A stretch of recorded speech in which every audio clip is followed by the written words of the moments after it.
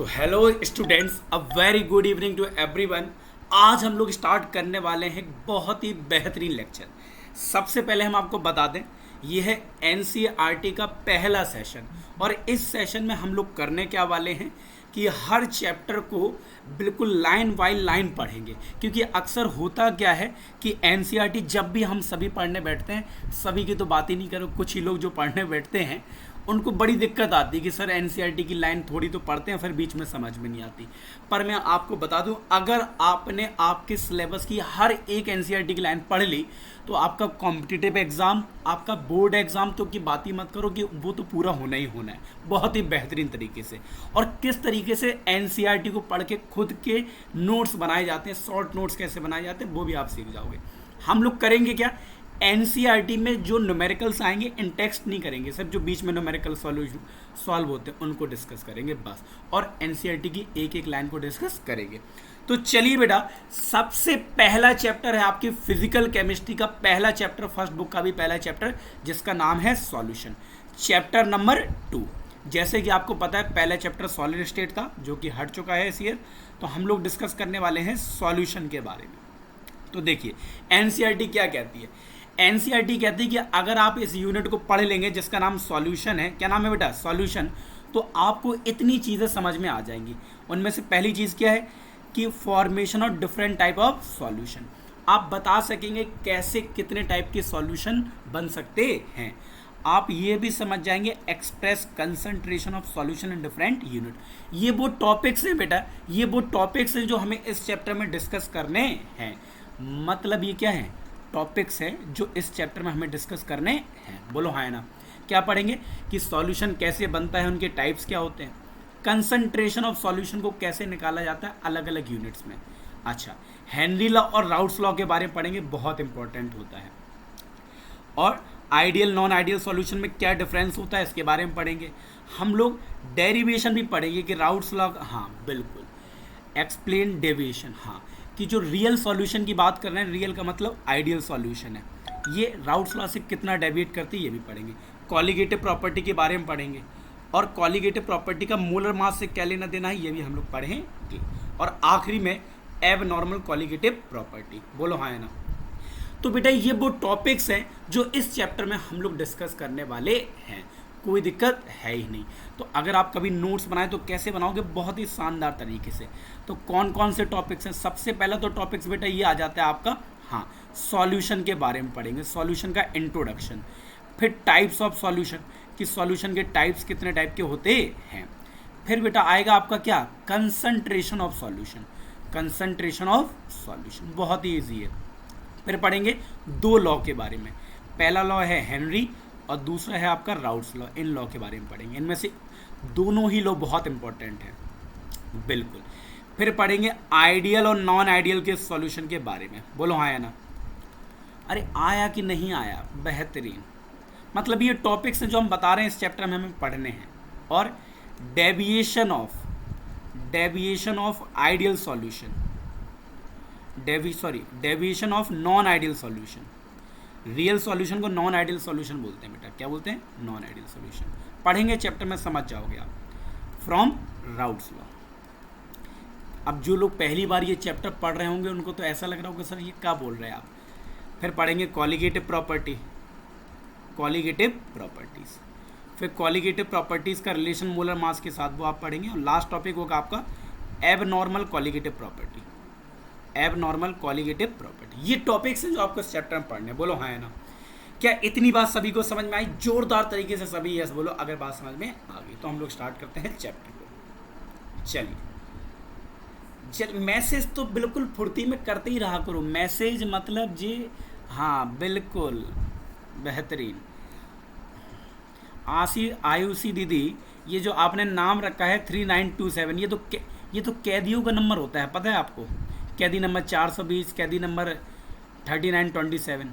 तो ऐसे नाम मत रखा करो बेटा, ओरिजिनल नेम जो आपका है वही रखा करो। हाँ हम बेटा रुद्राक्ष, अभी बेटा मैं आपको रिमूव कर रहा है, तुरंत रिमूव कर रहे हैं बेटा, अब भी हाल, जस्ट अ मिनट। आप 5 मिनट बाद आप अपने आप रिमूव हो जाएंगे, अभी रुक जाओ। सबसे पहले तुम्हें ही रिमूव कर रहे हैं, फालतू के क्वेश्चन पूछता है नाले।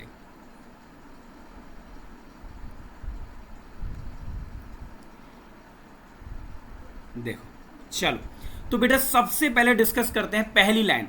मैंने चैप्टर की अलग अलग लाइंस, मतलब एक भी लाइन नहीं छोड़ेंगे, पर मैंने टुकड़ों में बांट दिया उन लाइंस को, ठीक है। चलिए, तो सबसे पहले इन नॉर्मल लाइफ, आम जिंदगी में हम लोग बहुत सारे प्योर सब्सटेंस के बारे में पढ़ते हैं, बिल्कुल पढ़ चुके हैं, कोई दिक्कत है ही नहीं है। अच्छा, प्योर सब्सटेंस के बारे में पढ़ चुके हैं उनमें से ज़्यादातर चीज़ें क्या होती है, मिक्सचर होती हैं। ज़्यादातर क्या होती है, मिक्सचर। और मिक्सचर क्या होता है, हम सभी को पता है, हम लोगों को सभी को पता है कि मिक्सचर क्या होता है। मिक्सचर वो होता है जिसमें दो या दो से ज़्यादा प्योर सब्सटेंस हो। तो यहाँ पे पहली बात समझ में आई कि मिक्सचर जो है, मिक्सचर क्या होता है। हाँ, मिक्सचर का मतलब होता है बेटा ऐसे कंपाउंड, मतलब ऐसे सब्सटेंस जिसके अंदर दो या दो से ज़्यादा प्योर सब्सटेंस मौजूद हो, उन्हें हम मिक्सचर बोलते हैं, बिल्कुल बोलते हैं। अच्छा, इनकी ज़रूरत हमारी लाइफ में डिपेंड करती है कि इसके अंदर किसकी कितनी मात्रा है।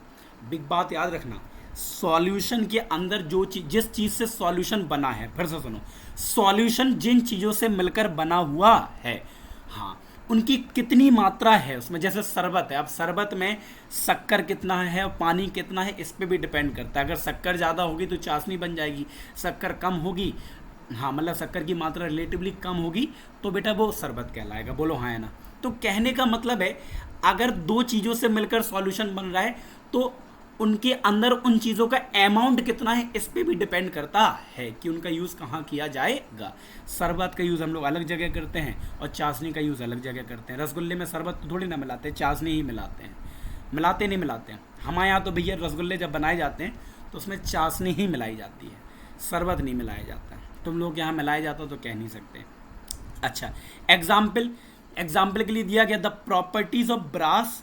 हाँ, जो ब्रास है, ब्रास आप लोगों ने सुना होगा, ब्रास एक एलॉय है, बिल्कुल है। ये दो चीज़ों का मिक्सचर होता है, कॉपर का और जिंक का, बिल्कुल है। और एक जर्मन सिल्वर होता है। अब जर्मन सिल्वर के अंदर कॉपर और जिंक होते हैं, साथ में निकल भी होता है, पर इसके अंदर भी कॉपर और क्या है, जिंक। तो इसका मतलब थोड़ी ना कि ब्रास और जर्मन सिल्वर एक ही जैसे होंगे क्योंकि दोनों के अंदर कॉपर और जिंक है, नहीं, ये दोनों एक दूसरे से काफ़ी अलग होते हैं। इसीलिए कहते हैं इसके अंदर कॉपर और जिंक की मात्रा अलग होती होगी, अमाउंट, इसके अंदर कॉपर और जिंक की अमाउंट अलग होता होगा, इसलिए दोनों अलग हैं। बोलो हाँ या ना। जैसे ब्रॉन्ज किससे मिलकर बना होता है, कॉपर और टिन से, बिल्कुल। ये चीज़ें आपको याद भी होनी चाहिए, एग्जाम्पल जितने मैं यहाँ पे पढ़ूँ ये आपको याद होने चाहिए। बोलो हाँ या ना। आ गया कि नहीं आ गया। इसमें जो सबसे इंपॉर्टेंट बात थी लिखने की, वो पहली थी मिक्सचर, कि मिक्सचर कंटेनिंग हाँ 2 और मोर इम्पॉर्टेंट सब्सटेंस, और दूसरी इसके एग्जाम्पल, जैसे ब्रास किससे मिलकर बना है, जर्मन सिल्वर किससे मिलकर बना है, ब्रॉन्ज किससे मिलकर बना है। आ गया कि नहीं आ गया, जल्दी से बोलो यस अगर आ गया आपको ये लाइन समझ में। बहुत बढ़िया, अमन भैया कह रहे हैं बेहतरीन तरीके से समझ में आ गया, कोई दिक्कत है ही नहीं है। बहुत बढ़िया। चलिए, तो बेटा दूसरी लाइन क्या है, दूसरी लाइन कहती है 1 पार्ट पर मिलियन, 1 पार्ट पर million of fluoride ions water. अच्छा, वाटर में बेटा क्या होता है, बहुत ध्यान से सुनिएगा, वाटर में क्या होता है बताओ जरा। वाटर में फ्लोराइड आयन्स होते हैं। ये क्या करते हैं, हमारे दांतों को बिल्कुल एक तरीके से झड़ने से बचाते हैं, टूटने से बचाते हैं, कि हमारे दांत गायब ना हो जाए, तुम पोपले ना हो जाओ, ठीक है। प्रिवेंट टूथ के, दांतों को टूटने से बचाते हैं, दांतों की रक्षा करते हैं, कौन, फ्लोराइड आयन्स। तो फ्लोराइड आयन का पानी में होना बहुत ज़रूरी है, पर कितने अमाउंट में होना ये भी डिपेंड करता है। बिल्कुल सर, ये बात तो सही कह रहे हैं आप। नॉर्मल सी बात है, सब्जी में अगर नमक ज़्यादा हो जाए तो दिक्कत हो जाती है।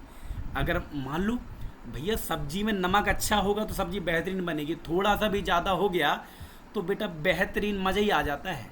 और अगर बिल्कुल, अरे कहीं भी हम अगर घर ही में अगर मम्मी एक पूरा टाटा सॉल्ट का नमक पूरा भर के डाल लें और फिर तुम खाओ, तो कहने का मतलब किसी भी चीज़ का कितना अमाउंट डालना है इससे अलग चीज़ डिपेंड करती है। तो बिल्कुल ऐसे पानी में फ्लोराइड आयन कितना होना चाहिए, अगर उसका कंसंट्रेशन, उसका अमाउंट 1 ppm है। अब किसी लोगों को अगर ppm समझ में नहीं आ रहा तो हम आगे पढ़ेंगे इसके बारे में। तो सुनो, अगर पानी के अंदर, वाटर के अंदर फ्लोराइड आयन कितना है, 1 ppm, तो ये क्या करेगा, ये आपको बचाएगा, किससे बचाएगा, टूथ के, आपके दांतों को सड़ने से बचाएगा। बिल्कुल, वो ऐड आता था कि आपके दांतों में नमक है। और 1.5 ppm causes the tooth to become mottled. बोलो हाँ है ना। धीरे धीरे आपके दांत गायब होने लगेंगे। बोलो हाँ है ना। और ज़्यादा कंसंट्रेशन हो गया तो फिर आपके लिए जहरीला हो जाएगा। बोलो हाँ है ना। अगर 1.5 हो गया तो आपके दांतें निकलने लगेंगे, मतलब अगर कंसंट्रेशन कितना हो गया 1.5 ppm तो आपके दांत निकलने लगेंगे, टूटने लगेंगे, गायब होने लगेंगे। और अगर ज़्यादा कंसंट्रेशन हो गया, और भी ज़्यादा हो गया 1.5, तो वो आपके लिए जहरीला बन जाएगा। जहरीला सर कैसे? आप लोगों ने सुना होगा, सुना तो तुमने कुछ नहीं होगा, ये तो हमें पता है। सोडियम फ्लोराइड रेड पॉइजन, चूहे को मारने के लिए यूज़ किया जाता है, चूहे को। हाँ बिल्कुल बेसिस भैया बिल्कुल सही बोले। आज के बाद टूथपेस्ट का डायलॉग होगा, क्या आपके पानी में फ्लोराइड है? हाँ, पानी का अगर कभी ऐड करना हो तो एक बेहतरीन लाइन, जैसे टूथपेस्ट वाले करते हैं कि आपके दांतों, आपके टूथपेस्ट में नमक है, आप क्या कह सकते हो, क्या आपके पानी में फ्लोराइड आयन है? कहीं अगर पानी में फ्लोराइड आयन ज़्यादा हो गया तो बेटा बेटा वो जहरीला हो जाएगा। जैसे सोडियम फ्लोराइड NaF, ये बेटा रेड पॉइजन होता है। लो सर कैसी बातें कर रहे हैं, मतलब पानी भी, हमें पानी से भी चूहे मर सकते हैं। बिल्कुल बिल्कुल, अगर पानी में सोडियम फ्लोराइड हो जाए ज़्यादा मात्रा में, कितने 1.5 ppm से ज़्यादा, तो जहरीला बिल्कुल है, मारने के लिए यूज़ कर सकते हैं, चूहा मार देते हैं उससे। आया कि नहीं आया? बिल्कुल। अब आते हैं सर इंट्रावेनस इंजेक्शन। ये इंजेक्शन आप लोगों ने कभी ना कभी तो सुने होंगे, किसी ने सुने हैं बताओ? अरे इंजेक्शन लगाए जाते हैं, हाँ, ये हमेशा पानी में डिजोल्व करके लगाए जाते हैं, मतलब always dissolve in water containing salt at particular ionic concentration. ये जो इंजेक्शन होते हैं इंट्रावेनस के इंजेक्शन, फिर से सुनना, ये जो इंट्रावेनस के इंजेक्शन होते हैं, ठीक है, अरे आपकी बॉडी में इंजेक्शन कई प्रकार के लगाए जाते हैं, देखा नहीं देखा कभी? तो उस इंजेक्शन के अंदर क्या होता है बताओ? उस इंजेक्शन के अंदर सॉल्ट होता है। सॉल्ट किस में डिजोल्व रहता है? वाटर में। किस में? वाटर में। और सॉल्ट का जो कंसंट्रेशन एक पर्टिकुलर होता है, कितना? आपके, अच्छा आपको कहाँ लगाना है? आपकी बॉडी में इंजेक्ट करेंगे तो बॉडी में जो ब्लड प्लाज्मा है, आपकी बॉडी में क्या है? जैसे देखो एक बात सुनो, ये आपकी बॉडी का ब्लड प्लाज्मा है, बोलो हाँ है ना? बोलो। अगर इसका कंसंट्रेशन 2% है, कितना है? 2%, तो बेटा इसका भी 2% ही होना चाहिए, बोलो हाँ है ना? कितने लोगों को ये बात समझ में आई? जल्दी से बोलो, एक बार जोरदार तरीके से बोलो बेटा, बहुत ही बेहतरीन। हाँ बोलो, जल्दी बोलो बेटा, कितने लोगों को यहाँ तक समझ में आ गया? बहुत आसान है बेटा, बिल्कुल। दीपिका दीदी बोल रही करे बिल्कुल आ गया, कोई दिक्कत है ही नहीं है। एग्जैक्टली बिल्कुल। कोई डाउट है क्या इसको लेकर? जल्दी बताओ, कोई डाउट है? कोई डाउट नहीं है। खुशी दीदी को भी आ गया, तान्या बिल्कुल कोई डाउट नहीं है, बेहतरीन। चलिए तो बेटा इंट्रावेनस, अच्छा बेटा अंकित, इंट्रावेनस का मतलब होता है कोई भी इंजेक्शन, कोई भी हमारे बॉडी में। अच्छा एक बात सुनो, होता क्या है, हम लोग ड्रग्स मतलब जो मेडिसिन होती है वो दो तरीके से बॉडी में खाते हैं। एक क्या होता है, एक हम डायरेक्ट ले लें, पानी के साथ गुटक लिया हमने, और अगर बेटा अगर हमारी बॉडी को बहुत अर्जेंट नीडेड है, बहुत जल्दी क्या चाहिए, ड्रग्स चाहिए, जब हम लोग पानी के साथ गटकते हैं तो टाइम लगता है पहुंचने में, अटैक करने में। इंजेक्शन क्या था? इंजेक्शन एक तरीका होता है जिससे ड्रग को बॉडी में बहुत जल्दी पहुंचाया जा सकता है, बहुत जल्दी। हाँ तो इंट्रावेनस इंजेक्शन कोई भी बेटा, जो भी टेटनस का इंजेक्शन, ये सारे इसी में आते हैं, इंजेक्शन लगाना ही वो, क्लियर है? तो इंजेक्शन में जो सीसी में इंजेक्शन में जो लिक्विड भरते हैं ना, सॉल्यूशन भरते हैं, उसका कंसंट्रेशन और हमारे ब्लड के प्लाज्मा का कंसंट्रेशन सेम होना चाहिए। थोड़ा भी इधर उधर हो गया ना बेटा तो लेने के देने पड़ जाएंगे, बिल्कुल। चलो तो यहाँ तक समझ में सभी को आ गया, कोई दिक्कत नहीं है। तो बताओ आज के बाद हम सभी लोग क्या लाइन बोलेंगे, क्या आपके पानी में क्या है, फ्लोराइड आयन है या नहीं है? और है तो कितना होना चाहिए? 1 ppm। 1 ppm से ज़्यादा हो गए तो दिक्कत है, और भी ज़्यादा हो गए तो फिर तो महा दिक्कत है, फिर तो तुम मौत के दावेदार बन जाओगे। बिल्कुल बेहतरीन, कोई दिक्कत है ही नहीं। चलिए अब बेटा इस यूनिट में, ये तो मतलब ऐसी ही लाइन है, थोड़ा सा पढ़ लेते हैं। इस यूनिट में हम लोग क्या पढ़ेंगे? इस यूनिट में हम लिक्विड सॉल्यूशन के बारे में पढ़ेंगे। फिर से बता दे रहा हूँ बेटा, बिल्कुल विशेष भैया, 1 ppm से कम हो गया तो भी हमारे दांतों की रक्षा कौन करेगा? फिर 1 ppm से ज़्यादा नहीं, 1 ppm से कम नहीं, इतना तो होना ही चाहिए। कम तो थोड़ा बहुत चल भी जाएगा, पर इससे ज़्यादा तो होना ही नहीं चाहिए। बिल्कुल। इस चैप्टर में सिर्फ और सिर्फ हम लिक्विड सॉल्यूशन के बारे में पढ़ेंगे, सिर्फ liquid solution. Sir liquid solution क्या होते हैं? जिसमें सॉल्वेंट वाटर हो, क्या हो, सॉरी, जिसमें सॉल्वेंट लिक्विड हो, क्या हो बेटा, लिक्विड हो, उन्हें लिक्विड सॉल्यूशन बोलते हैं। क्लियर है, अभी पढ़ेंगे हम लोग। तो अच्छा, हम इस चैप्टर में और क्या पढ़ने वाले हैं, सॉल्यूशन के बारे में पढ़ेंगे और सॉल्यूशन की प्रॉपर्टीज के बारे में। किसके बारे में पढ़ेंगे, देखो पहला लिक्विड सॉल्यूशन, लिक्विड सॉल्यूशन की प्रॉपर्टीज। आप लोग कभी हायर क्लासेस में जाएंगे एकेडमिक की उसकी जेई की तैयारी करने या मेडिकल की तैयारी करने, तो वहाँ आप देखेंगे इस चैप्टर का नाम सॉल्यूशन नहीं लिखाते वो लोग क्या लिखते हैं, लिक्विड सॉल्यूशन, क्योंकि हम लोग सिर्फ और सिर्फ लिक्विड सॉल्यूशन के बारे में ही पढ़ते हैं। अच्छा, प्रॉपर्टीज ऑफ लिक्विड सॉल्यूशन कौन सी है, वेपर प्रेशर और कॉलिगेटिव प्रॉपर्टी, ये हमें पढ़नी है। क्लियर है, तो सबसे पहले हम लोग स्टार्ट करेंगे टाइप्स ऑफ सॉल्यूशन और कंसंट्रेशन ऑफ सॉल्यूशन। बोलो हाँ या ना, कोई दिक्कत नहीं है। चलिए, आ गया कि नहीं आ गया, यहां तक समझ में आ गया सभी को, बहुत ही बेहतरीन। अब बेटा हाँ, तो पहला इंट्रोडक्शन वाला पार्ट हम लोगों ने बेहतरीन तरीके से कवर कर लिया, कोई दिक्कत है ही नहीं, बिल्कुल। अब आता है पहला topic, types of solution. Types of solution, इसकी बात करें तो सॉल्यूशन कैसे होते हैं, होमोजीनियस मिक्सचर होते हैं। होमोजीनियस मिक्सचर ऑफ टू और more than two components. Components का मतलब क्या है, जिससे मिलकर कोई चीज बनी हो उसको कंपोनेंट्स बोलते हैं। जैसे मान लो ये सम्मान भैया हैं, ये सम्मान भैया किससे मिलकर बने हैं, हड्डियों से मिलकर बने हैं, तो इनके कंपोनेंट्स क्या हैं, हड्डियां हैं, मसल्स हैं, ये इनके कंपोनेंट्स हैं, इनसे मिलकर ये बने हैं। बोलो हाँ है ना, बिल्कुल। तो कोई भी चीज जिससे मिलकर बनी होती है उसको कंपोनेंट्स बोलते हैं। बोलो हाँ है ना। अच्छा, तो कहने का मतलब एक बात तो सर हमें समझ में आ गई कि सॉल्यूशन क्या होता है। सॉल्यूशन की डेफिनेशन तो समझ में आ गई सभी को कि सॉल्यूशन एक होमोजीनियस मिक्सचर होता है। सर जी, होमोजीनियस मिक्सचर क्या होता है, ऐसा मिक्सचर जो एक जैसा दिखे, ऐसा मिक्सचर जो देखो लिखा भी है। बाई होमोजीनियस मिक्सचर का मतलब है कि its composition and properties are uniform throughout the mixture. Homogeneous का मतलब वो कह रहे हैं कि ये होता है कि कंपोजिशन, कंपोजिशन का मतलब परसेंटेज। जैसे मान लो ये शरबत है, क्या है बेटा, शरबत, शरबत, शरबत। तो शरबत के अंदर शुगर की, और शुगर है और कौन है, वाटर। तो शुगर और वाटर की मात्रा हर जगह क्या होनी चाहिए, सेम।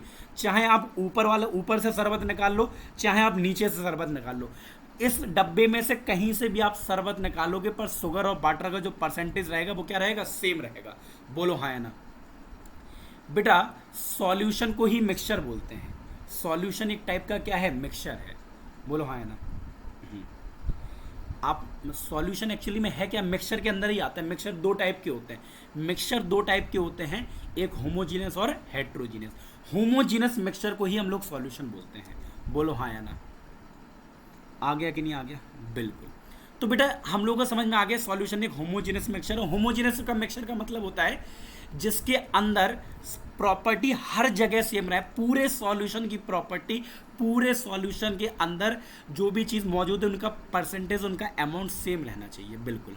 अगली लाइन क्या है, generally the component that is present in largest quantity is known as solvent.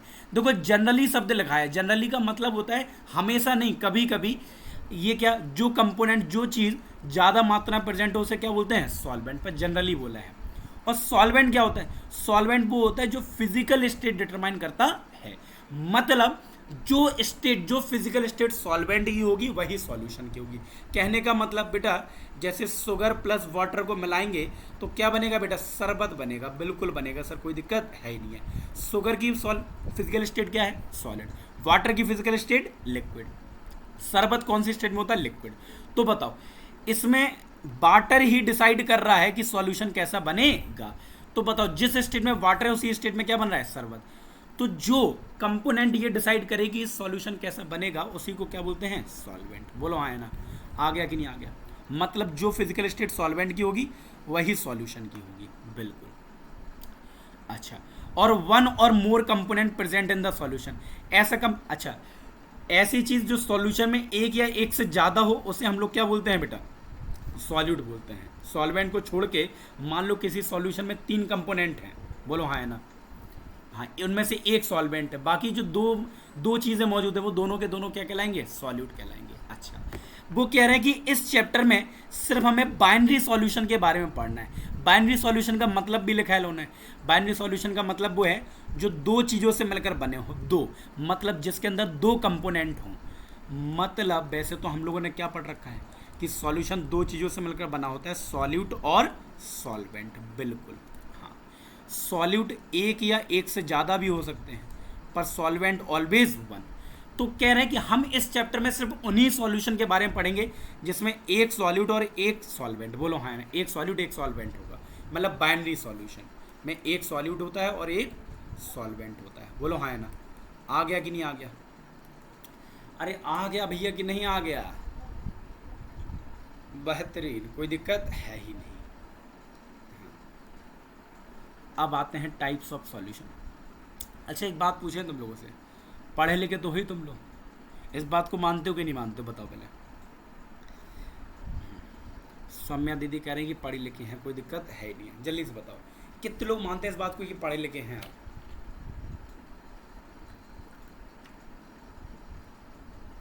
विशेष भैया कह रहे हैं कि हम नहीं हैं।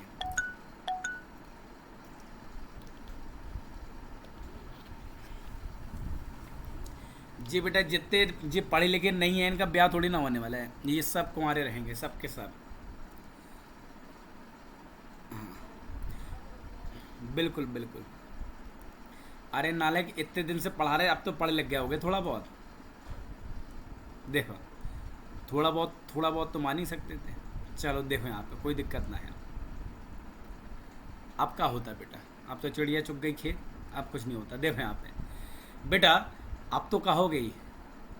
देखो यहाँ पे गैसियस सॉल्यूशन। बेटा सॉल्यूशन के एक्चुअली में तीन टाइप होते हैं, गैसियस, लिक्विड और सॉलिड।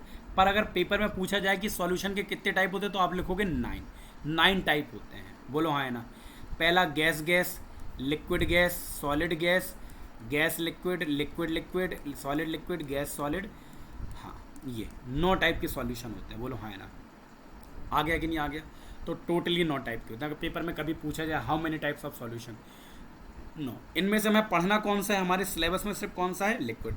अभी तो पूरा पढ़ेंगे, ये तो पूरा ही पढ़ना है। ये चार्ट से क्वेश्चन भी आ चुका है, 1 मार्क्स का क्वेश्चन आ चुका है पेपर में, तो ये चार्ट आपके लिए इंपॉर्टेंट है।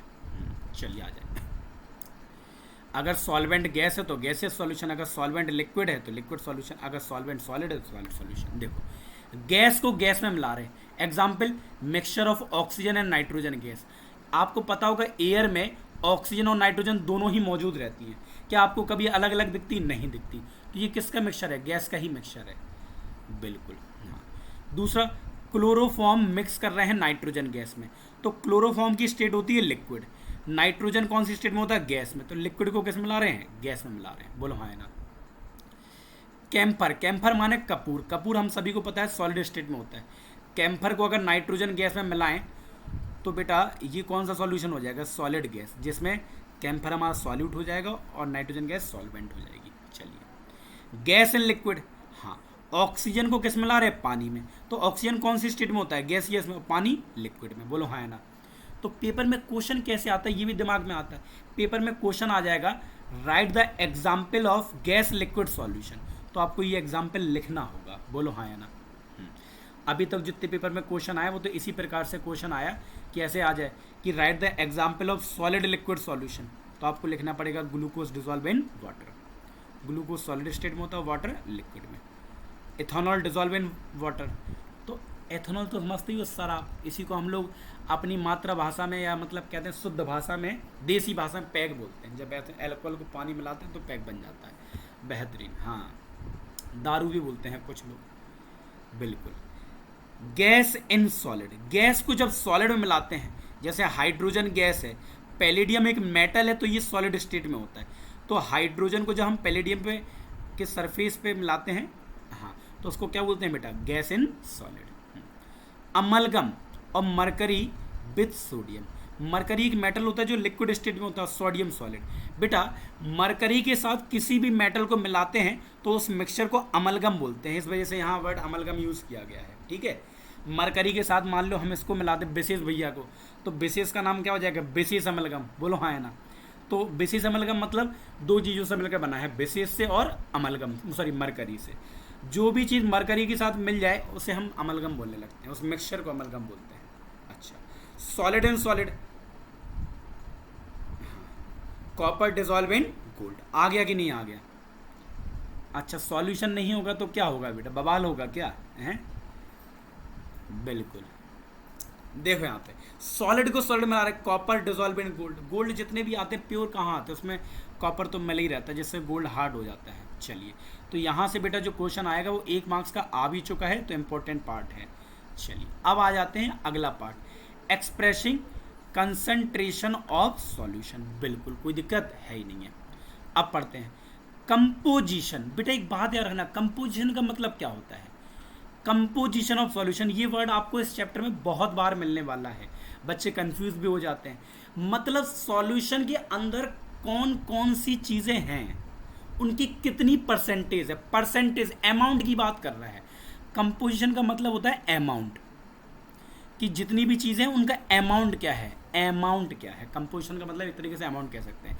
तो कह रहे हैं कि सॉल्यूशन के अंदर अगर हमें अमाउंट निकालना है तो अमाउंट को हमें एक्सप्रेस करने के क्या तरीके होते हैं, उसको हम कंसंट्रेशन में एक्सप्रेस करते हैं।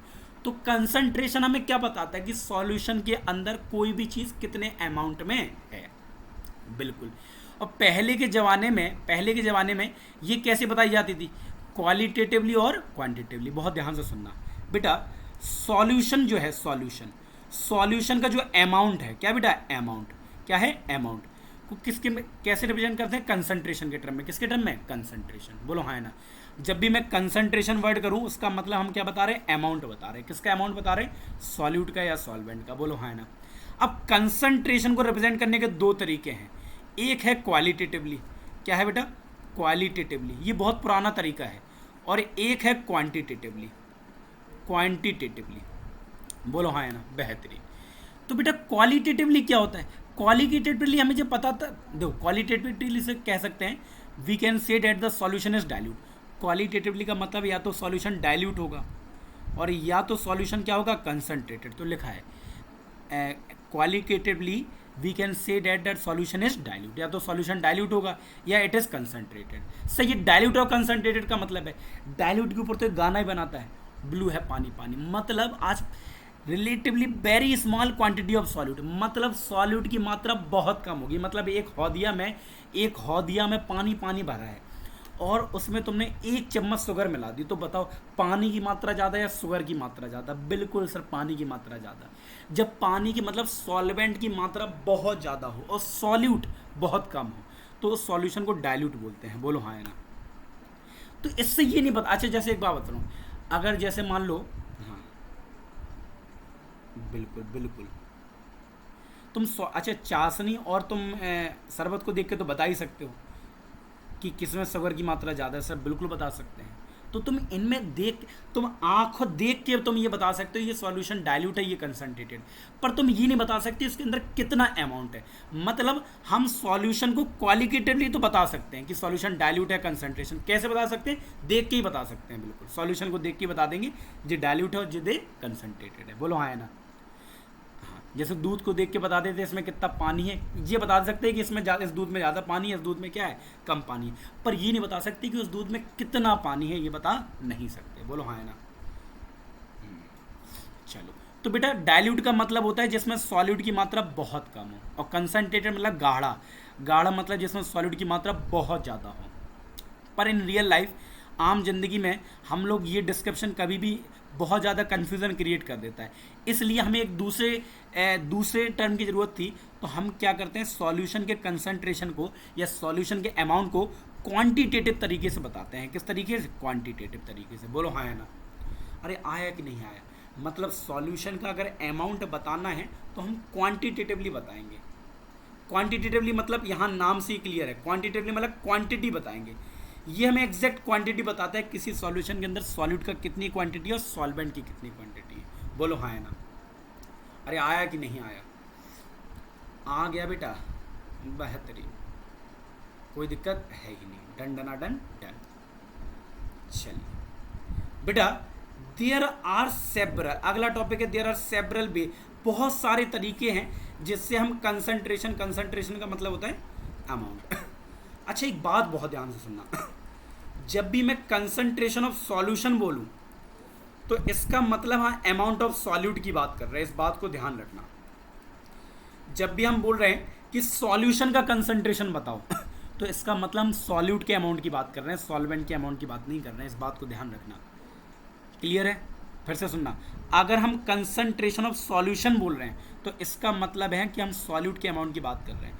कहने का मतलब है कि अगर हमने बोल दिया कि हायर कंसंट्रेशन ऑफ सॉल्यूशन है तो इसका मतलब है कि हायर अमाउंट ऑफ सॉल्यूट है। बोलो हाँ है ना, कोई दिक्कत नहीं है। अच्छा, कितने तरीके होते हैं? 6-7 तरीके होते हैं, 6 तरीके होते हैं। उनमें से पहला तरीका आपका कौन सा है? Mass percentage. बिल्कुल पहला तरीका है। यहां तक कितने लोगों को समझ में आ गया? जल्दी से बताओ। कह दो सर जो है गुर्दे चले जा रहे हैं। बिल्कुल हाँ, आज तो गुर्दे तुम लोग के आर पार चले जाएंगे। अच्छा एक बात बताया, एनसीईआरटी पढ़ना मज़ा आता है कि नहीं आता है? सच बताना बिल्कुल दिल से, बिल्कुल गुर्दे से ना बताने लगना। वंदना दीदी करी आता है ना?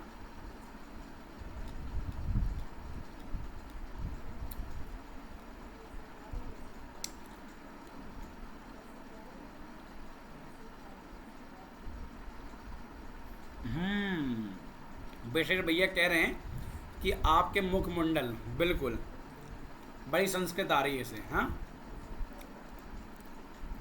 चलो आ जाओ, आ जाओ बेटा, पढ़ लेते थोड़ा बहुत।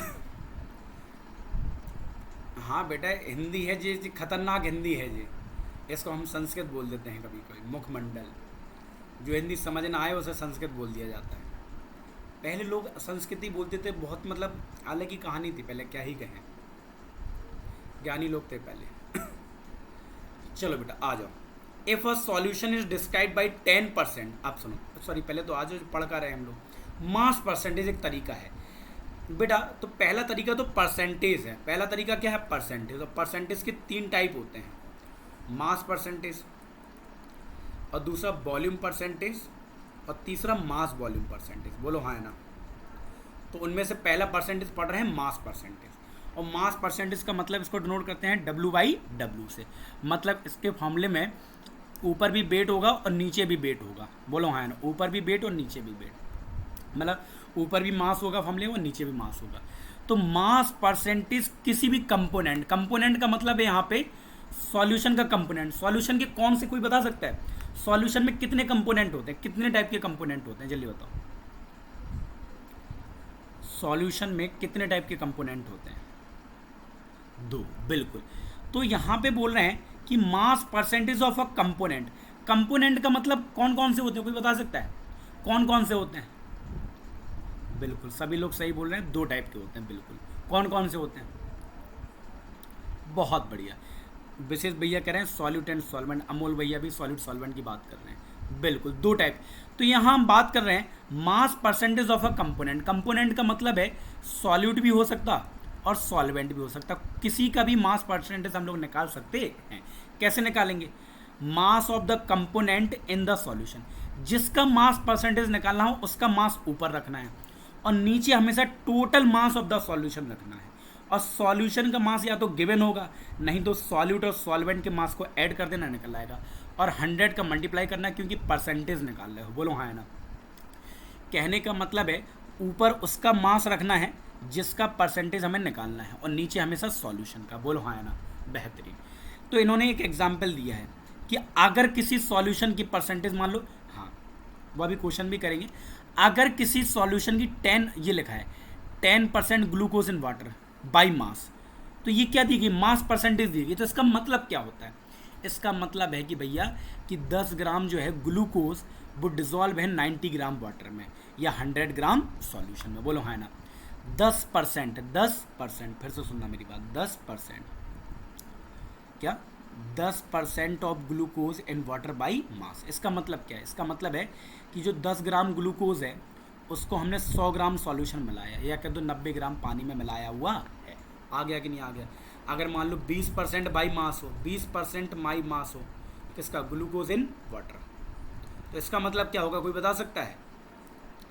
इसका मतलब होगा कि 20 ग्राम ऑफ ग्लूकोज, आगे बताओ जल्दी, प्रेजेंट इन कितने ग्राम सॉल्यूशन? जल्दी बताओ कितने ग्राम सॉल्यूशन और कितने ग्राम सॉल्वेंट। ये जो परसेंटेज दिया जाता है, हमने बोला था ये कंसंट्रेशन जो भी दिया जा रहा है ये सॉल्यूट का अमाउंट होता है, सॉल्यूट का। बिल्कुल 100 ग्राम सॉल्यूशन में, या फिर 80 ग्राम, 90 ग्राम नहीं, अगर सॉल्यूशन 100 ग्राम है, सॉल्यूट 20 ग्राम है, तो 80 ग्राम, 80 ग्राम वाटर। बोलो हाँ है ना। कुछ लोग तो 1000 ग्राम भी बोल गए जल्दी जल्दी में, हैं 1000 कौन बोला था, कोई बोला था क्या? नहीं बेचारे सभी 100 बोले। बहुत बढ़िया, बहुत ही बेहतरीन। चलिए, तो कहने का मतलब बेटा एक चीज़ और बोली इन्होंने, जो कंसंट्रेशन है डिस्क्राइब बाई मास परसेंटेज। तो ये मास परसेंटेज ना आप कहाँ यूज़ करते हैं, ये वाला ये मास परसेंटेज हम लोग कहाँ यूज़ करते हैं? ज़्यादातर इंडस्ट्रियल केमिकल एप्लीकेशन। आप लोगों ने कभी देखा होगा आपके पास जो सिरप वगैरह आते हैं उसके पीछे जो, अच्छा सिरप काफ़ी सारी चीज़ों से मिलकर बना होता है, तो उसके पीछे आप देखना परसेंटेज में लिखा रहता है ज़्यादातर। आप देखना कभी, अगर आप लोगों ने पढ़ा लिखा होगा, पढ़े लिखे होंगे तुम लोग तो। कॉमर्शियली जैसे ब्लीचिंग सॉल्यूशन होता है, फैक्ट्री में जो ब्लीचिंग सॉल्यूशन बनाया जाता है, तो उसमें क्या होता है, परसेंटेज लिख के आता है। क्या लिख के आता है? 3.62 mass percentage of sodium hypochloride in water. इसका मतलब है जो फैक्ट्रियों में ब्लीचिंग का सॉल्यूशन बनाया जाता है उसमें सोडियम हाइपोक्लोराइड और वाटर मिलाते हैं। बोलो हाँ है ना। वाटर की मात्रा ज़्यादा है और सोडियम हाइपोक्लोराइड की कम। आ गया कि नहीं आ गया? तो ये यूनिट कहाँ यूज़ करते हैं? यूनिट यूज़ करते हैं फैक्ट्री में। अगर कोई सॉल्यूशन बना रहे हैं तो वहाँ हम चिपका देते हैं, उसके पीछे स्टिकर में चिपका देते हैं कि इसके अंदर इसकी इतनी परसेंटेज है। कभी देखना ज़रा ध्यान से, अगर उसके अंदर क्या है, सॉलिड प्रेजेंट होगा तो। क्लियर है? चलो, सिरप में ये वाली भी यूज़ कर लेते हैं ज़्यादातर। वॉल्यूम परसेंटेज, वॉल्यूम परसेंटेज कैसे? तो volume percentage of a component. Component का मतलब है किसी का भी परसेंटेज निकाल सकते हैं, सॉल्यूट का भी और सॉल्वेंट। तो जिसका परसेंटेज निकालना हो उसका volume upon total volume into 100। बोलो हाँ या ना? अरे बोलो, कोई दिक्कत है ही नहीं है। अरे आ गया कि नहीं आ गया? बेहतरीन, कोई दिक्कत नहीं है। चलिए, तो बेटा अब इसके बारे में कुछ पढ़ लेते हैं। जैसे 10% एथेनॉल सॉल्यूशन वाटर, इसका मतलब क्या होगा? इसका मतलब है एक पैक सॉल्यूशन है जिसमें 10% एल्कोहल मिली है। तो इसका मतलब है कि 10 ml एल्कोहल मतलब एथेनॉल को आपने पानी मिलाया है। कितने पानी में? हाँ, उसमें सॉल्यूशन का वॉल्यूम कितना है? देखो मैं यहाँ लिख दे रहा हूँ कि 10% एथेनॉल सॉल्यूशन है। बोलो हाँ है ना? किसमें? वाटर में। तो इसका मतलब है कि इसमें 10 ml एथेनॉल है, मतलब 10 ml ही दारू मिलाई बस। प्रेजेंट इन किस में बेटा? प्रेजेंट इन, बिल्कुल बिल्कुल पैग ही बनाया और का 10 ml पैग लिया, मतलब 10 ml दारू ली। बाकी जो 100 सॉल्यूशन कितने ml का? 100 ml का। ये पानी की बात करें तो 90 ml पानी है जामे, लो पानी से ज़्यादा मिला दिए जामे। हाँ बेहतरीन। सॉल्यूशन कंटेनिंग लिक्विड, ऐसे सॉल्यूशन जिसमें लिक्विड ज़्यादातर यूज़ किया जाता है उनमें यूनिट यूज़ किया जाती है। अगर सिरप ज़्यादातर गाढ़ा नहीं है, लिक्विड है मतलब, तो ये वाली यूनिट यूज़ करते हैं 30% B/B। बोलो हाँ है ना? अच्छा, इन्होंने लिखा भी है कि 35% of ethylene glycol, 35% of ethylene glycol, ethylene glycol. बेटा ये बहुत इंपॉर्टेंट चीज़ है, B/B इथाइलिन ग्लाइकोल। इसको यूज़ कहाँ किया जाता है? एंटी फ्रीजिंग एजेंट में। आपने देखा होगा शिमला इमला में बर्फ़ पड़ती है बहुत ज़्यादा, तो बर्फ़ पड़ती है तो वहाँ पे क्या होता है बेटा, तो कार के अंदर जो पानी होता है रेडिएटर में, कार रेडिएटर में, तो वो तो बहुत जल्दी क्या हो जाएगा, वो तो बहुत जल्दी जम जाएगा। बोलो है ना? वो तो बहुत जल्दी जम जाएगा। काहे कि पानी का फ्रीजिंग पॉइंट कितना होता है? 0 डिग्री सेल्सियस। तो वहाँ तो टेम्परेचर माइनस में होता है, तो वो तो कार वहाँ का इंजन का जो भी पानी होता होगा मतलब रेडिएटर में, वो तो बहुत जल्दी जम जाना चाहिए। पर वो जमता क्यों नहीं है? क्योंकि वहाँ के इंजनों में पानी में क्या मिला देते हैं हम? 35%, कितना? 35% एथाइलिन ग्लाइकोल मिला देते हैं। और एथाइलिन ग्लाइकोल क्या करता है? ये पानी के फ्रीजिंग पॉइंट को कम कर देता है। तो इसका यूज़ करते हैं कार्स को कूलिंग द इंजन। ये क्या करता है? The anti freezing lower the freezing point of water to इतना, बताओ इतना फ्रीजिंग पॉइंट कम कर देता है। सोच लो पानी का कितना होता है? 0 डिग्री सेल्सियस, तो इतना 17 डिग्री सेल्सियस कम कर देता है पानी का। मतलब जब तक इतना टेम्परेचर नहीं पहुँचेगा तब तक पानी जमेगा नहीं। बोलो हाँ है ना? और वैसे भी ये पानी मिला रहता है जिससे कार क्या रहेगी? कूलिंग रहेगी, आराम से बढ़िया कूल करती रहती है। आ गया कि नहीं आ गया? ठीक, बिल्कुल। तो इथाइलिन ग्लाइकोल को बेटा as a anti freezing agent मिलाते हैं, जिससे पानी का फ्रीजिंग पॉइंट क्या हो जाता है? कम हो जाता है। और इंजन को कूल रखने में भी इसका बहुत अच्छा काम होता है। चलो, तो 2 पढ़ लिया हमने, मास परसेंटेज पढ़ लिया, मास।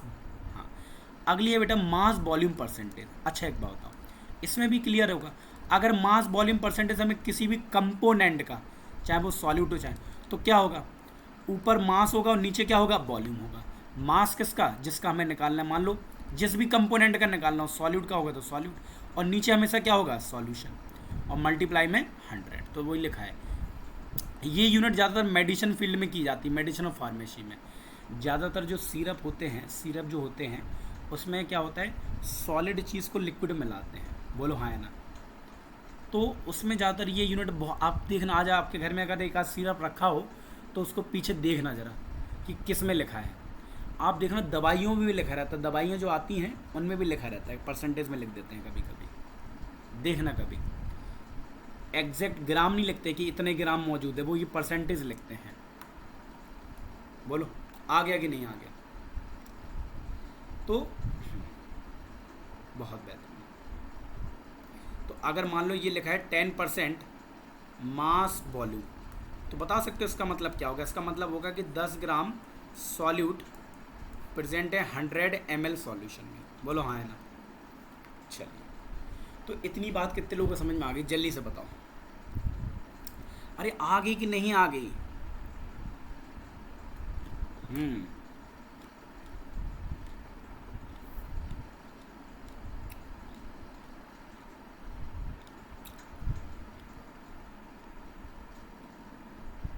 आ गई, बहुत बढ़िया। कुछ लोग तो बहू बन के बैठे हैं इसमें, बात मैसेज ही नहीं आता इनका। तो जैसे नई नवीली दुल्हन होती है तो वो कम बोलती है, जब घर में आती तो कम बोलती है। नया नवेला दूल्हा हो तो ऐसा भी हो सकता है जब वो अपनी पहली बार अपने ससुराल जाए तो वो भी कम बोलता है। तो ऐसे कुछ लोग इस आज जुड़े हुए हैं, उनके मैसेज बहुत कम आ रहे हैं, बिल्कुल नए नवेले दूल्हा और दुल्हन की तरह हैं। चलो आ जाओ। अपनी दीदी भी बड़ी देर बाद बोली, पार्ट पर मिलियन, इसी को शॉर्टकट में बोलते हैं ppm। चलो, तो ये क्या होता है, जब हम solute is present in trace quantity, trace का मतलब होता है बहुत कम मात्रा में। जब सॉल्यूट की मात्रा बहुत कम हो तो हम परसेंटेज में एक्सप्रेस, अमाउंट को परसेंटेज में एक्सप्रेस नहीं करते, मतलब कंसंट्रेशन को परसेंटेज में नहीं लिखते हैं, फिर हम लिखते हैं ppm में। देन इट इज़ कन्वीनियंट, ये आसान होता है कि आप कंसंट्रेशन को ppm में लिखो, मतलब पार्ट पर मिलियन में, बोलो हाँ ना। ऊपर क्या होते हैं, जो भी कंपोनेंट है उसके कितने पार्ट हैं, और नीचे टोटल पार्ट ऑफ सॉल्यूशन। वो पार्ट दोनों ऊपर नीचे मास भी हो सकता, ऊपर नीचे वॉल्यूम भी हो सकता, ऊपर नीचे मास वॉल्यूम भी हो सकता, बोलो हाँ ना। जैसे परसेंटेज 3 टाइप की थी, ऐसी ppm भी 3 टाइप का हो सकता, मास ppm, वॉल्यूम ppm या मास वॉल्यूम ppm, बोलो हाँ ना। और इसमें 1 मिलियन में, वहाँ 100 था, यहाँ आ गया 10⁻⁶। अच्छा, इसका मतलब क्या था, आपको पता हो S in the case of percentage concentration. बेटा बहुत ध्यान से सुनना, बहुत ही ध्यान से। इन्होंने क्या बोला है कि जैसे परसेंटेज को मतलब कंसंट्रेशन पार्ट पहले में कैन भी, हाँ, जो कंसंट्रेशन ppm है उसको हम मास टू मास में भी एक्सप्रेस कर सकते हैं। वही तो बोला हमने कि जो ppm है वो 3 टाइप का हो सकता, मास ppm भी हो सकता, वॉल्यूम ppm भी हो सकता, और बेटा क्या हो सकता, मास वॉल्यूम ppm भी हो सकता। वो लोगों को लिखा है, उन्होंने वही लिखा है कि इसको हम मास टू मास में भी लिख सकते हैं। मास टू मास का मतलब होता है मास ppm, वॉल्यूम टू वॉल्यूम मतलब वॉल्यूम ppm, और मास टू मतलब वॉल्यूम मतलब मास वॉल्यूम ppm। जैसे 1 लीटर है, हाँ, समुद्र के पानी का, जिसमें 1030 ग्राम, हाँ, कंटेन, मतलब कहने का मतलब समुद्र का पानी जो है उसका वॉल्यूम कितना है, 1 लीटर है, या उसका वजन की तौलें तो वजन इतना आएगा 1 लीटर समुद्र के पानी का। तो उसके अंदर इतने मात्रा में ऑक्सीजन घुली हुई है, कितनी, 6 × 10⁻³ मतलब 1 लीटर सी वाटर, 1 लीटर समुद्र के पानी में, इसको अगर हम पॉइंटों में लिखें तो 0.006 इतना होगा, इतने ग्राम, 1 लीटर पानी में इतने ग्राम ऑक्सीजन है घुली है। तो बहुत कम मात्रा है, ये तो 1 ग्राम से भी कम है, 1 ग्राम से छोड़ो बहुत ही कम है ये तो कहने का मतलब बेटा ये है कि इतनी कम ऑक्सीजन है, तो इतनी कम, जब 1 लीटर समुद्र में इतनी ऑक्सीजन है तो बहुत, समुद्र तो बहुत बड़ा है तो उसमें ऑक्सीजन की मात्रा बहुत कम होगी। तो कहने का मतलब है इसको हम ppm में परसेंटेज में एक्सप्रेस करेंगे, अगर हम इसकी परसेंटेज निकालेंगे तो बहुत कम आएगी, तो यहाँ हम ppm में एक्सप्रेस करना ज़्यादा अच्छा लगता है, बोलो हाँ ना। तो सच ए स्मॉल कंसंट्रेशन, ये इतनी कम मात्रा है तो हम इसको क्या बोलेंगे, 5.8 ppm ऑफ सी वाटर, इसको क्या बोलेंगे 5.8 ppm सी वाटर। ये कैसे निकाला होगा, ऊपर रख दिया होगा 0.006 ग्राम और नीचे रख दिया होगा 1 लीटर। बोलो हाँ है ना। अरे लीटर को ml में चेंज कर लेना, 1000 ml और 10⁻6 ऐसे निकाला होगा इस तरीके से। बोलो हाँ है ना। अरे आ गया कि नहीं आ गया। चलिए अब बेटा अगला क्या है, जरा ध्यान से देखिएगा, जरा ध्यान से। ये कह रहे हैं द कंसंट्रेशन ऑफ पॉल्यूटेंट्स। आपको पता है पानी में भी डस्ट पार्टिकल होते हैं, पॉल्यूटेंट्स होते हैं जो पॉल्यूशन फैलाते हैं। तो एटमॉस्फेयर में भी पॉल्यूटेंट्स होते हैं। तो एटमॉस्फेयर में कितना पॉल्यूशन है, पानी में कितना पॉल्यूशन है, बहुत कम। देखो एटमॉस्फेयर बहुत बड़ा है दुनिया में, पर मतलब उनके अंदर पॉल्यूशन है पर बहुत कम मात्रा में है। अगर पूरे में पॉल्यूशन थोड़ी ना हो सकता, तो ये भी कम मात्रा में पॉल्यूशन होता है, इसलिए हम इसको पीपीएम में रिप्रेजेंट करते हैं। बिल्कुल इंसान खुद एक पॉल्यूटेंट है, बिल्कुल कह सकते हैं। पूरे दुनिया के कंपैरिजन में हम लोग एक पॉल्यूटेंट की तरह, हम लोग की मात्रा पीपीएम में, मतलब अगर देखो अगर कोई यूनिवर्स में बैठा होगा भगवान जी, अगर हम लोगों की क्या, अगर हम लोग की कंसंट्रेशन बताएं तो किस में बताएंगे, पीपीएम में ही बताएंगे। कह रहे तो बहुत छुटपुट से लोग हैं यहाँ पे, क्योंकि यूनिवर्स तो बहुत बड़ा है। यूनिवर्स के कंपैरिजन में हम लोग पॉल्यूटेंट ही हैं। आ गया कि नहीं आ गया, आ गया कि नहीं आ गया, बताओ। बहुत ही बेहतरीन। चलिए बेटा मोल फ्रैक्शन एक एक आज बस बेटा मोलैलिटी तक ख़त्म करेंगे बस। हाँ चलिए मोल फ्रैक्शन, ये हम लोग कॉमनली यूज फॉर सिंबल। हाँ मोल फ्रैक्शन के लिए जो हम सिंबल यूज़ करते हैं वो ये वाला x, and subscript use on the right hand side of x denote the. हाँ बेटा एक्स लिखा है और वो ये कह रहे हैं एक्स के नीचे जो हम नीचे लिखते हैं सबस्क्रिप्ट पे, ये डिपेंड करते हैं, ये बताता है कि हम किसका मोल फ्रैक्शन निकाल रहे हैं। बोलो हाँ है ना। अच्छा मोल फ्रैक्शन होता क्या है, मोल फ्रैक्शन अगर हमें किसी भी कंपोनेंट का निकालना है, देखो नाम से ही क्लियर है मोल का फ्रैक्शन, तो इसका मतलब फॉर्मूले में मोल ही मोल होगा। तो बिल्कुल ऊपर किसके मोल होंगे, जिसका मोल फ्रैक्शन निकालना है, और नीचे हमेशा टोटल। जैसे अगर मान लो डब्बे में दो चीज़ें हैं ए और बी, बोलो हाँ है ना, और हमें ए का मोल फ्रैक्शन निकालना है, तो जिसका मोल फ्रैक्शन निकालना है उसके मोल, ए के मोल। मोल को किससे रिप्रेजेंट करते हैं, स्मॉल एन से, और नीचे टोटल मोल। टोटल मोल मतलब ए के मोल प्लस बी के मोल। बोलो हाँ है ना। हाँ अगर बी का निकालना है तो ऊपर किसके मोल होंगे, बी के मोल, और नीचे हमेशा टोटल मोल होते हैं। बोलो हाँ है ना। और इन दोनों को अगर आप ऐड कर दोगे x c plus x b तो हमेशा आता है 1 आता है। बोलो हाँ है ना। बिल्कुल। हाँ तो कह रहा है कि अगर सॉल्यूशन में आई नंबर ऑफ कंपोनेंट है, अगर सॉल्यूशन में 2 से ज़्यादा कंपोनेंट है, मान लो 2 से ज़्यादा कहने का मतलब मान लो सॉल्यूशन में 3 कंपोनेंट हैं, 3 से भी ज़्यादा हो सकते हैं, और हमें ए का मोल फ्रैक्शन निकालना, तो कैसे निकालोगे, जिसका मोल फ्रैक्शन उसी के मोल अपॉन टोटल जितने भी कंपोनेंट है, ए के बी के प्लस सी के। बोलो हाँ है ना। तो अगर मान लो आई कंपोनेंट का मोल फ्रैक्शन निकालना है तो क्या होगा, आई का मोल फ्रैक्शन अपॉन जितने भी कंपोनेंट हैं उन सबका मोल। बोलो हाँ है ना। और सबके मोल फ्रैक्शन का मतलब यहाँ पे mole fraction of A plus mole fraction of B plus mole fraction of C बराबर कितना होगा, 1 होगा। आ गया कि नहीं आ गया, बिल्कुल। अच्छा मोल फ्रैक्शन का हम यूज़ कहाँ करते हैं, mole fraction unit is very useful in relating some physical property of solution. बेटा जब भी हम वेपर प्रेशर पढ़ेंगे तो वेपर प्रेशर में सॉल्यूशन का कंसंट्रेशन कितना है, वेपर प्रेशर जब पढ़ेंगे तो उसमें देखेंगे सॉल्यूशन का कंसंट्रेशन मोल फ्रैक्शन में हम लोग बताएंगे। किस में बताएंगे, मोल फ्रैक्शन में। सॉल्युबिलिटी पढ़ेंगे तो वहाँ भी हम सॉल्यूशन का कंसंट्रेशन मोल फ्रैक्शन में बताएंगे। बोलो हाँ ना। तो वेपर प्रेशर पढ़ेंगे, सॉल्युबिलिटी पढ़ेंगे, तो यहाँ पे हम कंसंट्रेशन मोल फ्रैक्शन में ही रिप्रेजेंट करते हैं। आ गया कि नहीं आ गया। अच्छा एक बात पूछा तुम लोगों से, ये मोल फ्रैक्शन परसेंटेज ये सब किसको बता रहे हैं, बताओ। मोल फ्रैक्शन परसेंटेज पीपीएम ये सब किसको बता रहे हैं, जल्दी बताओ, किस चीज़ को बताने की कोशिश कर रहे हैं सभी।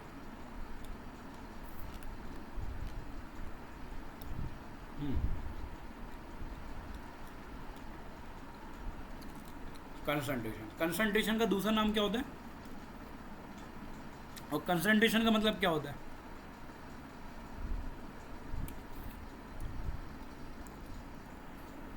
कंपोजिशन। अरे कंसंट्रेशन मतलब कंपोजिशन, अरे कंपोजिशन का मतलब, कंपोजिशन का मतलब क्या बताना चाह रहे हैं, आसान भाषा में बोला करो तुम। बिल्कुल अमाउंट, बिल्कुल बहुत बढ़िया अमाउंट जी है, बिल्कुल शुद्ध भाषा। तो देखते हो, चलो क्वेश्चन लगाते हैं जल्दी से। ये देखो पहले तो देखो हम आपको बता दें, आपको पेपर में मोलर मास गिवन होगा, मात्रा, बेहतरीन, संगठन, अरे नालायक इतना भी शुद्ध नहीं बोलना, मात्रा सही है। देखो आपको पेपर में गिवन होगा molar mass of water, water का होता है 18 ग्राम पर मोल। मोलर मास आपको ये भी गिवन होगा किसका, एथाइलिन ग्लाइकोल का, C2H6O2। अगर आप भूल जाओ तो निकाल लेना, वैसे तो पेपर में गिवन होगा, 100% गिवन होगा। पानी का कितना होता है, सॉरी कार्बन का होता है 12, हाइड्रोजन का होता है 1, ऑक्सीजन का होता है 16। तो कितना हो गया, 24, 6 और ये 32, कितना हो गया 62 ग्राम पर मोल, ये आ गया। बोलो हाँ है ना, ये चीज़ आपको गिवन होगी, ये और ये गिवन होगा आपको। अब सुनो, आपको क्या निकालना है, मोल फ्रैक्शन ऑफ एथाइलिन ग्लाइकोल। पहले तो सुन लो, जो चीज़ आपको निकालनी जरा ध्यान से देखो, उसको ऐसे लिख लो, mole fraction of ethylene glycol. इसको ऐसे लिखो, बहुत बड़ा लिखना पड़ेगा नहीं तो, बहुत आसान है बेटा। मोल फ्रैक्शन ऑफ एथाइलिन ग्लाइकोल का फॉर्मूला बताओ क्या था, C2H6O2। मतलब ये निकालना है, या तो तुम्हें पूरा नाम लिखना तो पूरा नाम लिख दो। अच्छा, तुम्हें गिवन क्या है, तुम्हें गिवन है 20% ऑफ C2H6O2 बाई मास। ये मास है। इस सॉल्यूशन में सॉल्यूट हमारा ये है और सॉल्वेंट पानी है। अगर ना भी गिवन हो तो पानी ही मानते हैं इस बात को, अगर सॉल्वेंट गिवन ना पता चल रहा हो तो पानी मानते हैं। इसका मतलब क्या होता है, ये जो परसेंटेज दिया गया अमाउंट हमेशा किसका दिया जाता है, सॉल्यूट का, क्योंकि बाई मास है। बाई मास का मतलब 20 ग्राम ऑफ क्या, सॉल्यूट। सॉल्यूट मतलब C2H6O2 प्रेजेंट इन किस में, 100 ग्राम सॉल्यूशन। इसमें कितने ग्राम पानी होगा, कोई बता सकता है मुझे, कितने ग्राम पानी होगा, कोई बता सकता है, पानी की मात्रा कितनी होगी, बिल्कुल 80 ग्राम वाटर। चलो, तो बेटा हमें दो चीज़ें पता चल गई, जरा ध्यान से देखो, आपने ध्यान से नहीं देखी। हमें पता चल गया weight of solute, weight of solute मतलब वेट ऑफ इथाइलिन ग्लाइकोल कितना, 20 ग्राम। वेट ऑफ वाटर पता चल गया, कितना पता चल गया, 80 ग्राम। अब बेटा जो चीज़ आपको निकालनी है उसका फॉर्मूला बनाओ। क्या निकालनी है, मोल फ्रैक्शन ऑफ एथाइलिन ग्लाइकोल। बताओ क्या होता है, जिसका मोल फ्रैक्शन उसके mole upon total mole. Total mole मतलब एथाइलिन ग्लाइकोल के मोल प्लस वाटर के मोल। वाटर, ये दो ही चीज़ तो मौजूद है। अच्छा, मोल हमें गिवन नहीं है तो मोल कैसे निकालते हैं, मास अपॉन मोलर मास, यही तो निकालते हैं। मोल का फॉर्मूला क्या होता है, मास अपॉन मोलर मास। तो ऊपर किसके मोल निकालें, एथाइलिन ग्लाइकोल के। तो एथाइलिन ग्लाइकोल का मास कितना है, 20 ग्राम। इसका मोलर मास कितना है, ये है। एथाइलिन ग्लाइकोल का मोलर मास है 62। तो ऐसे यहाँ भी एथाइलिन ग्लाइकोल के मोल निकालें तो 20/62। यहाँ वाटर के मोल, वाटर का मास कितना गिवन है, वाटर का मास गिवन है 80 ग्राम और मोलर मास 18 ग्राम। तो ये आप सॉल्व कर लो, इसको सॉल्व कर लो भैया, कर लोगे सॉल्व, क्या दूसरा जेई तो ना होता हम पे हैं, होता है क्या। देखो हम सॉल्व वॉल्व तो ना कर रहे हैं बेटा, अगर हमारे पास एनसीईआरटी रखी है तो हम उसका आंसर बता दे रहे हैं, और नहीं रखी है तो फिर सॉल्व करना ही पड़ेगा। किसी के पास रखी है एनसीईआरटी, चलो हम सॉल्व कर दे, रो ना, फिर घर जाके तो रोल लगो जाके। बहुत बढ़िया, आंसर ही आ गया तो बहुत ही अच्छी बात है, फिर तो कोई दिक्कत ही ना है। 0.932 बस, बेहतरीन। हाँ, ज़्यादातर लोग का 0.932 आ रहा है, इसका मतलब सही है। आ गया कि नहीं आ गया, अरे आ गया बेटा, चलिए वेल डन।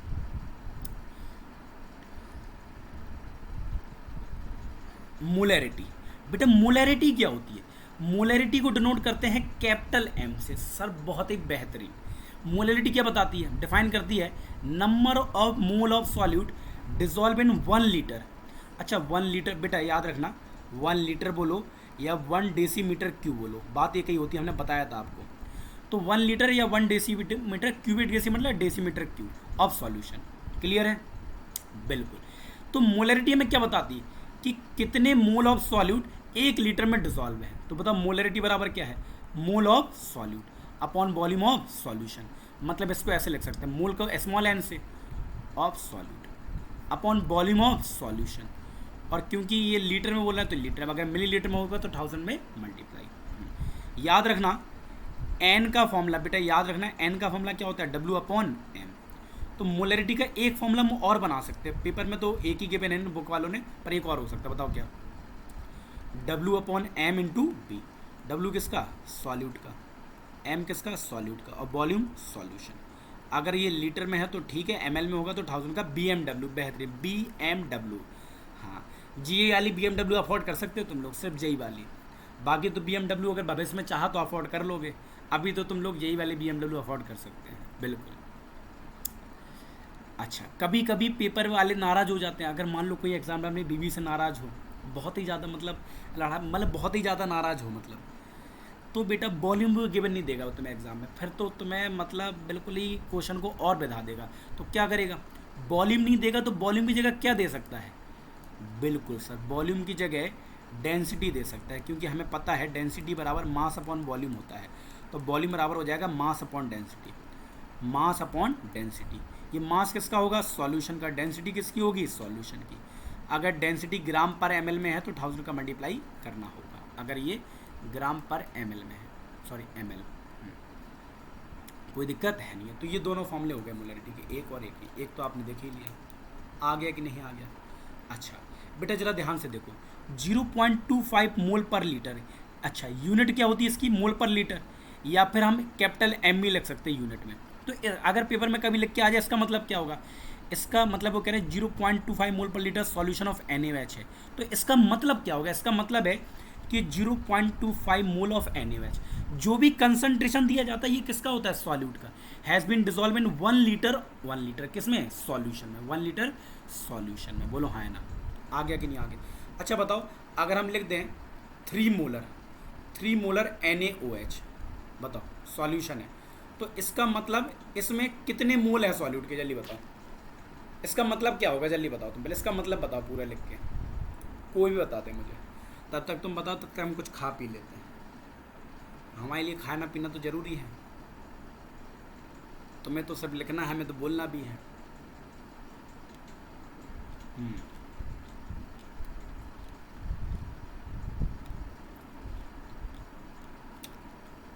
अरे बताना है इसका आंसर, बिल्कुल अकेला नहीं बोलना, आंसर बताना है इसका, बिल्कुल बहुत बढ़िया, यस भैया ने बेहतरीन बताया है। पूर्वी डीडी में घरे बैठे बैठे बिल्कुल कायदे से बता रहे हैं, दिमाग चल रहा है इसका तेजी से। आ गया कि नहीं आ गया, बेहतरीन बेटा। अब है 1 लीटर वाटर बोल सकते, पर 1 लीटर सॉल्यूशन ज़्यादा करेक्ट होगा, याद रखना इस बात। चलो तो देखो मोलरिटी निकालनी है, क्या निकालनी है, मोलरिटी। देखो क्वेश्चन को लगाया कैसे जाता है, बस पढ़ते जाओ जो वो कह रहा, मोलरिटी निकालनी, कैलकुलेट। करेक्ट, उस सॉल्यूशन में 5 ग्राम NaOH है। अच्छा तुम ये पहचान लिया करो कि सॉल्यूशन में सॉल्यूट क्या है, सॉल्यूट क्या है, NaOH। तो वेट ऑफ NaOH, जैसे NaOH लिखना पसंद नहीं है वो सॉल्यूट लिख दे इसकी जगह, 5 ग्राम। और ये 450 ml सॉल्यूशन। अब कुछ लोगों को समझ में नहीं आता कि वॉल्यूम, सर आपको कैसे पता चला, वॉल्यूम यूनिट से पहचान लिया करो, ml, लीटर, ये सब किसकी यूनिट होती है, वॉल्यूम की। अब मोलरिटी निकालना है, तो बेटा जो चीज़ निकालनी है सबसे पहले उसका फॉर्मूला लगाओ। तो हमारे दिमाग में तो सबसे पहला फॉर्मूला यही आता है, number of mole of solute upon volume of solution, और यही हमेशा लिखना भी है तुम्हें। चलो तुम्हें वॉल्यूम ऑफ सॉल्यूशन के बने, पर नंबर ऑफ, अब एक तरीका तो बेटा ये है कि तुम number of mole of solute अलग से निकाल लो, बोलो हाँ है ना। सॉल्यूट का मतलब यहाँ पे NaOH से है, तो इसका फॉर्मूला क्या होता है, W/M, बोलो हाँ है ना। एक तरीका तो ये है कि अलग से निकाल लो, एक तरीका क्या है, तुम आप यहीं फॉर्मूला रख दो, BMW, volume of solution, molar mass of solute और वेट ऑफ सॉल्यूट, बोलो हाँ है ना। और अगर ये ml में है तो 1000 का मल्टीप्लाई। सॉल्यूट क्या है हमारे पास, NaOH, तो 5 ग्राम इनटू 1000। मोलर मास NaOH का हम बता दे रहे, पेपर में गिवन होगा, टेंशन ना लो, रोना नहीं है तुम्हें। 40 ग्राम पर मोल, तो 40। और वॉल्यूम ऑफ सॉल्यूशन 450, क्योंकि ml में है तो 1000 का मल्टीप्लाई कर दिया। बताओ कितना आ रहा आंसर, 0 से 0 कतर गए, 0 से 0 कतर गए, 5 9 जा 45, 10/4 9 जा 36, 0.278 मोल पर लीटर। मोल ना आएगा बेटा, मोल पर लीटर आएगा, या फिर इसको हम ऐसे भी लिख सकते हैं 0.278 कैपिटल M। आ गया कि नहीं आ गया, अरे आ गया, लास्ट बचा है, लास्ट ख़त्म है बेटा, इसके बाद बस 10 मिनट की कहानी और है, और पैसा हजम बेहतरीन तरीके से। आ जाओ बेटा, फिर टाटा बाय बाय, और निकलेंगे हम दोनों लोग, ठीक है। लास्ट टॉपिक बचा है मोलैलिटी। मोलैलिटी मतलब जो लोग मोलैलिटी मतलब हाँ, मोलैलिटी से दोनों में थोड़े से डिफरेंस है एल और आर का, जिन लिख देना पेपर में। हाँ, मोलैलिटी को डिनोट करते हैं स्मॉल एम से। ये क्या होती है कि number of mole of solute, उसमें भी नंबर ऑफ सॉल्यूट था, उसमें पर लीटर ऑफ सॉल्यूशन था, इसमें पर किलोग्राम ऑफ सॉल्वेंट, मतलब 1 किलोग्राम सॉल्वेंट में सॉल्यूट के कितने मोल प्रेजेंट हैं। हाँ, इसमें WMW, हाँ बिल्कुल। तो इसका एक फॉर्मूला तो ये हो जाएगा number of mole of solute upon weight of solvent, और ये वेट ऑफ सॉल्वेंट किस में होना चाहिए, केजी में। और एक फॉर्मूला हम लोग और बना सकते, बताओ क्या, मोल की अगर वैल्यू गिवन ना हो तो क्या हो जाएगा, एक फॉर्मूला बन जाएगा WMW। ये मोल की जगह हमने क्या रख दिया, W/M, weight of solute, molar mass of solute, और W सॉल्वेंट। और अगर ये ग्राम में है तो ये 1000 का मल्टीप्लाई करेंगे। आ गया कि नहीं आ गया। अच्छा बताओ इसकी यूनिट क्या होगी, इसकी यूनिट होगी मोल पर केजी, या फिर स्मॉल m भी लिख सकते हैं। तो देखो, तो ये लिखा है 1 मोल पर केजी, या फिर 1 मोलल, मोलल बोलते हैं, सॉल्यूशन ऑफ KCl। तो इसका मतलब क्या होगा, इसका मतलब होगा कि 1 मोल KCl dissolve in 1 kilogram of water. अब आपको लग रहा होगा सर ये आप इनके मोल ने अमाउंट कैसे निकाल लिया। बेटा KCl का जो मोलर मास होता ना, वही 1 मोल में वजन होता है उसका। KCl का मोलर मास निकालो। हाँ सर ये कैसे आया हम बता दे रहे हैं। मोल का फॉर्मूला क्या होता है, W/M। अगर मोल की वैल्यू तुम्हें कितनी गिवन है, 1 मोल, और मोलर मास KCl का कितना होता है 74.5, तो वेट निकल आएगा। तो वेट कितना आएगा 74.5। खैर से भी लेना देना नहीं है, तब भी तो पता होना चाहिए तुम्हें। चलो, तो कहने का मतलब है 1 mole of KCl dissolve in 1 kilogram water. अच्छा बताओ अगर हम लिख दें 2 मोलल ऑफ KCl, बताओ 2 मोलर सॉल्यूशन ऑफ KCl, इसका मतलब बताओ क्या होगा, जल्दी बताओ।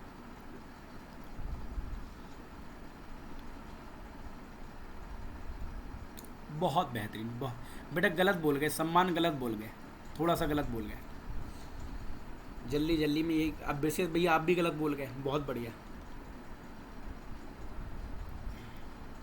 बहुत बढ़िया। सात्विक भैया ने बिल्कुल बेहतरीन, हाँ, dissolve in 1 kilogram of solvent, बेहतरीन। तो बेटा बहुत, यही तो ध्यान रखना है हम लोगों को, मोलैलिटी में 1 किलोग्राम सॉल्वेंट होगा। बहुत बढ़िया। चलिए अब ये बेटा जो लाइन आखिरी लिखी है, इससे क्वेश्चन आ चुका है पेपर में। ये जो लाइन हम यहाँ से यहाँ पढ़ने जा रहे हैं, यहाँ से क्वेश्चन आ चुका है पेपर में, क्वेश्चन आ चुका है बेटा से। कैसे बेटा, वो ये कह रहे हैं कि expression concentration of the solution, मतलब आपने जितने भी ये तरीके पढ़े इनकी कुछ फ़ायदे भी हैं और कुछ नुकसान भी हैं। तो कौन से, इन्होंने कह रहे हैं जो आपने मास परसेंटेज पढ़ा, ppm पढ़ा आपने, और मोल फ्रैक्शन पढ़ा, मोल फ्रैक्शन, और कौन सा पढ़ा, मोलैलिटी।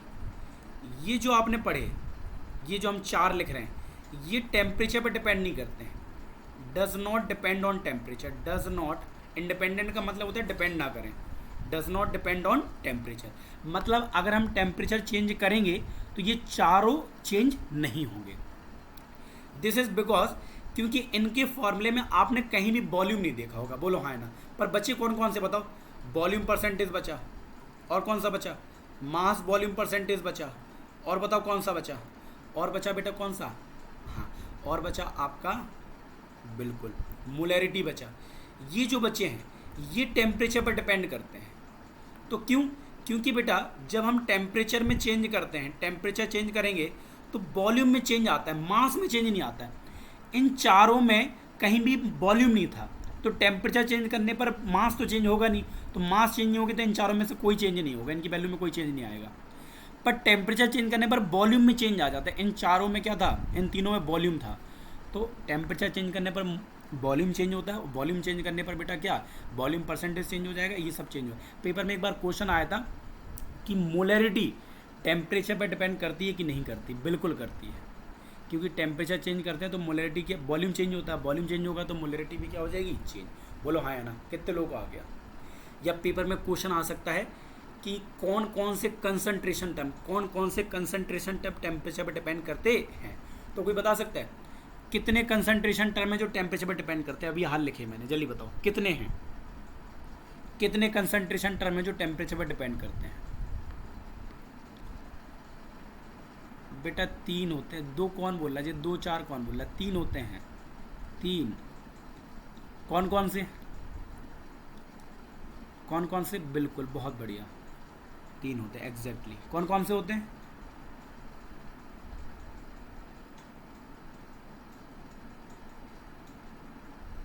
अरे कौन कौन से होते हैं?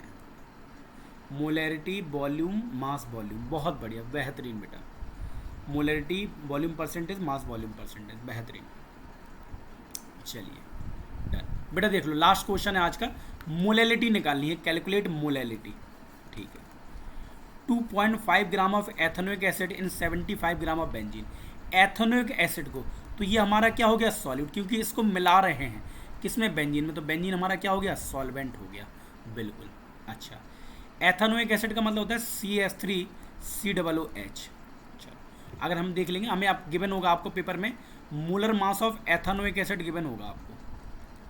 कितना गिवन होगा? 63 ग्राम पर मोल आपको गिवन होगा पेपर में। ठीक है, नहीं गिवन होगा तो निकालना आप जानते हैं, वैसे गिवन होगा, रो ना बेटा।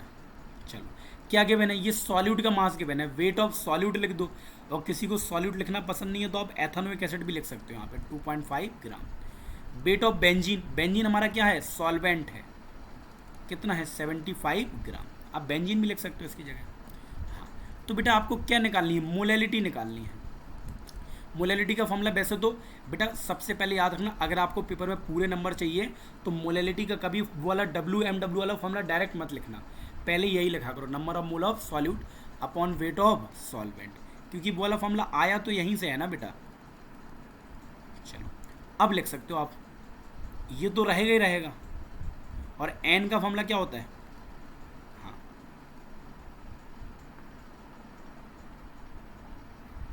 हाँ तो बेटा चलिए निकाल के देख ले रहे हैं। 60 ग्राम भी हो सकता है, बिल्कुल हो सकता है।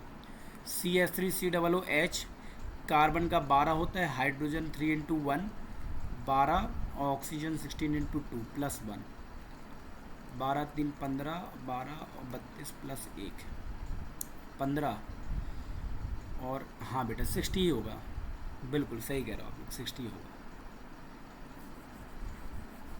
रो ना बेटा, कोई दिक्कत ना है, गलतियां तो इंसानों से ही होती हैं। चलो, वेट ऑफ यहाँ पे क्या होगा बेटा? सॉल्यूट, और यहाँ पे बेटा क्या होगा? Molar mass of solute. चलिए आ गया आंसर।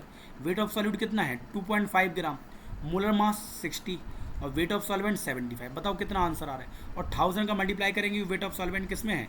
ग्राम में है, तो 1000 का मल्टीप्लाई होगा 0.556। बहुत बढ़िया, यूनिट होगी मोल पर किलोग्राम, या फिर इसी को लिख सकते हैं 0.556 स्मॉल m।